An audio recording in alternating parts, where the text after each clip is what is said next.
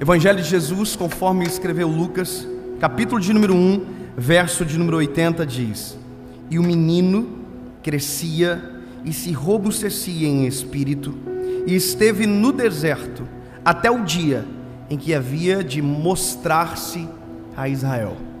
Sabe, isso é claramente alguém que Deus tem um propósito extraordinário, respeitando o tempo, para que na hora certa aconteça, e que para que na hora que acontecer, verdadeiramente seja eficaz, verdadeiro, genuíno. Então veja, isso é a prova que Deus não pula as fases, que Deus respeita o nosso tempo, que Deus respeita a nossa forma, que Deus respeita nossas capacidades, até porque Deus nunca vai nos exigir algo que Ele não nos deu. Deus sempre vai nos cobrar dentro daquilo que está em nós. Veja, isso é a forma de Deus agir. Mas qual é o problema? O problema nisso tudo é a gente. Porque enquanto Deus respeita as nossas fases, nós não respeitamos muitas das vezes a nossa fase.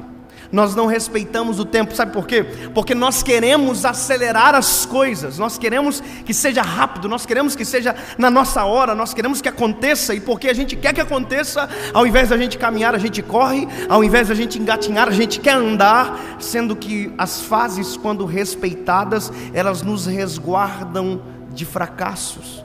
Elas nos resguardam de histórias de fracasso que às vezes seriam evitadas um minuto de espera, um minuto de tempo, de pausa. Então, no afã de querer fazer, no afã de querer acontecer, no afã de pensar que nós estamos com o controle, a gente acaba fazendo com que os acidentes de percurso acontecem. E veja, eu tenho um filho, e sabe, ter um filho é uma das dádivas que Deus dá para o ser humano. A Bíblia vai dizer que os filhos são heranças do Senhor, e que são os nossos galardões, ou seja, a herança é do Senhor e o galardão é nosso. Como assim? É como se Deus desse um pedaço do céu na terra para a gente. Isso é a coisa mais absurda, é saber que Deus nos galardoa de maneira antecipada através de um filho na terra, é um pedaço do céu. Mas o que isso é relevante dentro desse contexto? Eu vou te contar. Ter filho também é um desafio para a gente que é pai. A gente começa a entrar em competições que não existem. Quais são? Por exemplo, andar. Todo pai que tem filho pergunta para o outro pai: o teu filho já andou? Aí você diz não. Aí ele vai dizer: o meu filho andou com 7 meses. Aí você fala: isso é um alienígena. O meu filho tem 11 meses e não andou ainda. Aí ele vai dizer: olha, você tem que incentivar o seu filho a andar. E aquilo é terrível, porque começa a entrar no coração da gente, e a gente começa a olhar para o filho e dizer: você tem que andar logo, cara, pelo amor de Deus, o mundo já andou e você ainda está engatinhando. Porque parece, a impressão que a competição coloca na gente é que todo mundo já fez, só a gente que ainda não. Todo mundo já deu, só a gente que ainda não. E eu, por conta dessa competição imaginária, eu comecei a querer que meu filho andasse. E aí eu comecei a fazer todas as tentativas possíveis. E é engraçado porque quando a gente quer, ele não quer. Quando a gente não quer, ele quer. E é engraçado porque eu comecei a treiná-lo e descobri que eu estava colocando ele em risco, porque ele não sabe cair ainda. Então não tem como ensinar alguém a andar antes de ensinar ele a cair. Sabe o que eu descobri? O meu filho não tem defesa, não tem um reflexo ainda. Agora já está tendo, mas há alguns dias atrás não tinha.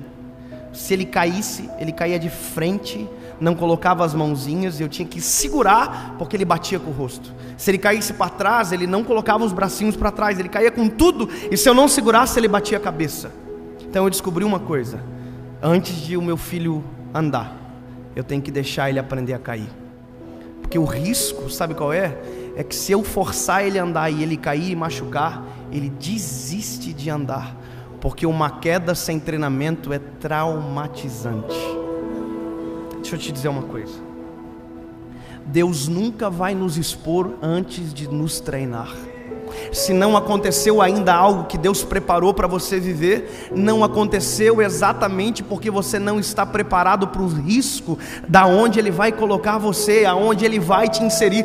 Pensa o seguinte: se você está caminhando e de repente você quer correr e não estiver com o caminho, o tênis, o treinamento adequado, a queda traumatiza você, e ao invés de andar, que é o que você fazia um tempo atrás, nem isso você consegue mais. Sabe o que eu acho interessante? A Bíblia vai dizer que antes de João Batista ser a voz que clamava no deserto, ele estava em silêncio, crescendo, enrobustecendo. Sabe o que é isso? É força de dentro para fora. Estava no deserto, o ministério dele seria no deserto, mas enquanto o ministério não está acontecendo no deserto, ele está no deserto em silêncio. Sabe, nós precisamos entender as fases, porque o problema, sabe qual é? É que quando a gente cai, a gente diz: Deus é o culpado, Deus é o errado, e Deus não é o culpado. O culpado é você, que tentou andar antes de engatinhar, que tentou correr antes de andar, que tentou fazer antes de Deus deixar,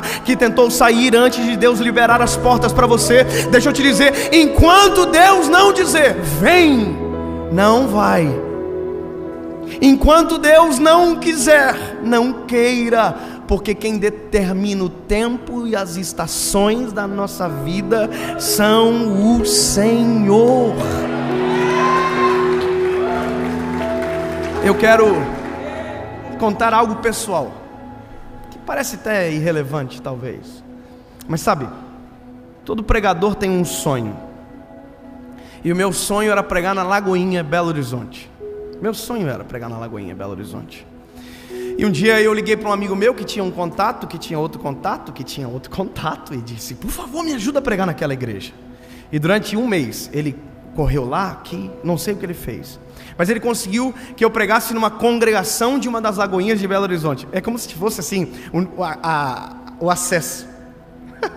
Ele ligou para mim e disse: David, eu consegui, você vai pregar lá. E eu, que bênção, cara, valeu, obrigado. E aí eu fiquei feliz, fiquei contente. E quando eu desliguei o telefone, disse: meu amor, o Espírito Santo, antes de eu terminar a frase, disse no meu coração: não vá.